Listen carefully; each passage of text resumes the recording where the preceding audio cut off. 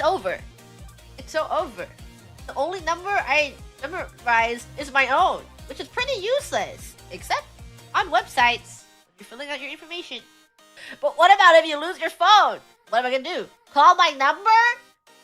What if I'm lost in the woods? Call my phone? With my phone? Me, lost in the woods. I go to a random deserted gas... Not deserted. I go to a random gas station. The only gas station, the last bastion of humanity that I could possibly find on this very, very deserted area with one gas station. Please, please, call my phone. Please call my phone, I'm lost. Have I used a map? A real map? I've looked at one. I'm not very good at using maps. I guess it would be simpler if you had a compass. And the only compass I have is on my phone. So maybe I should just look up the address on my phone. Why purchase a compass when I have a perfectly good compass on my phone? And then, now that I'm on my phone opening my compass, this is taking a long time to navigate this map.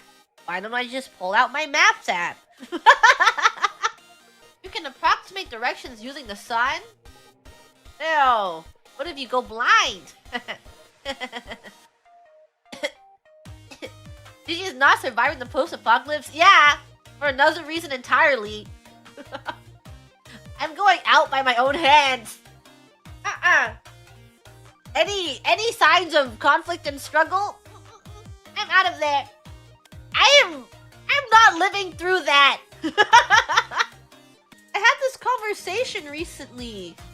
I was at the studios having this conversation, and then they were like talking about the zombie apocalypse, and one person was saying how they would be really good and they would survive the apocalypse, and I'm like, I'm not, and they're like, oh no, I'd come to get you and force you to survive, and I'm like, you got 5 minutes.